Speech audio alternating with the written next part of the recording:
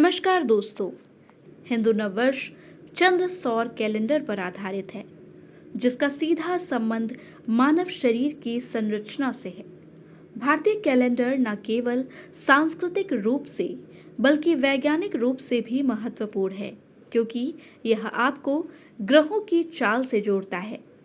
वसंत ऋतु की शुरुआत प्रतिपदा से होती है, जो आनंद, उत्साह और खुशी से भरी होती है।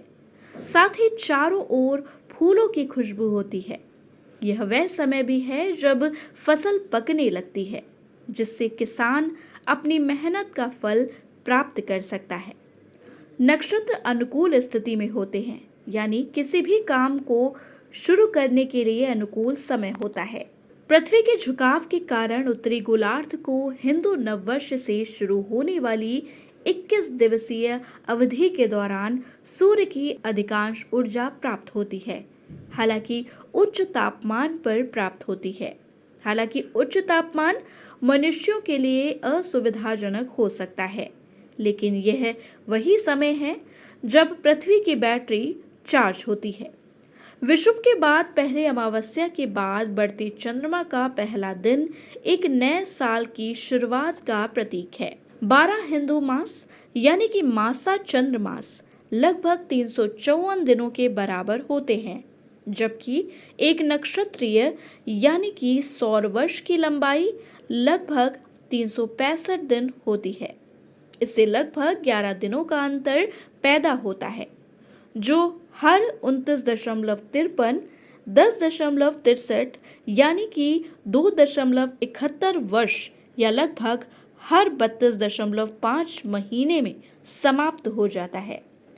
पुरुषोत्तम मास या अधिक मास एक अतिरिक्त महीना है, जिसे चंद्र और सौर कैलेंडर को संरेखित रखने के लिए डाला जाता है। 12 महीनों को 6 चंद्र ऋतुओं में विभाजित किया गया है, जो कृषि चक्र, प्राकृतिक फूलों के खिलने, पत्तियों के गिरने और मौसम के समय के अनुसार है।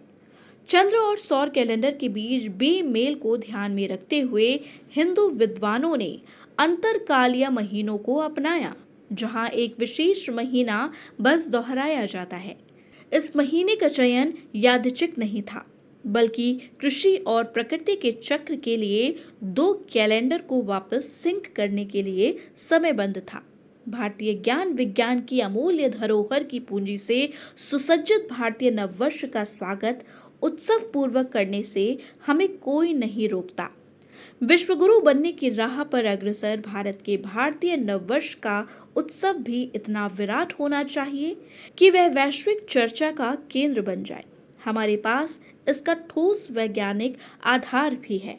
आइए हम संकल्प लें कि भारतीय नववर्ष चैत्र शुक्ल प्रतिपदा विक्रम संवत 2082 तदनुसार कैलेंडर वर्ष 2025 30 मार्च से प्रारंभ हो रहे नव वर्ष को प्रत्येक भारतवासी अत्यंत जोश और उत्साह के साथ आयोजित करे।